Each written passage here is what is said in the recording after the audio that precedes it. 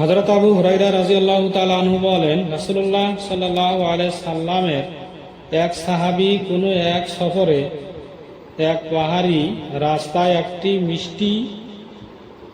মিষ্টি পানির ঝর্ণার নিকট দিয়া অতিক্রম করিলেন। সেই ঝর্ণাটি উত্তম হওয়ার কারণে তাহার বড় পছন্দ হইয়া তিনি মনে মনে বলিলেন, কি উত্তম ঝর্ণা, কতই না উত্তম হয়। যদি আমি লোক সংস্রব হইতে পৃথক হইয়া এই পাহাড়ি ঘাটিতে অবস্থান করি, কিন্তু আমি নবী করিম সাল্লাল্লাহু আলাইহি সাল্লামের অনুমতি ব্যতীত কখনো এই কাজ করিব না।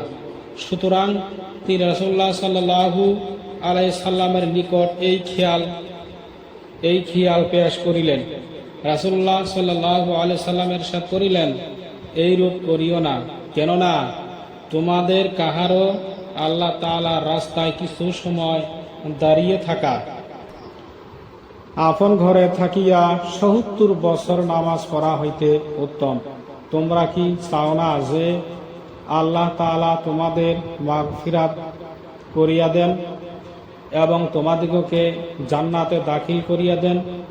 আল্লাহ তাআলার রাস্তায় জিহাদ করো। যে ব্যক্তি একটি উটনীর দুবার দুধ দোহানের মধ্যবর্তী সময় পরিমাণ আল্লাহ তাআলার রাস্তায় লড়াই করিয়াছে, তাহার জন্য জান্নাত ওয়াজিব হইয়া গিয়াছে। তিরমিজি।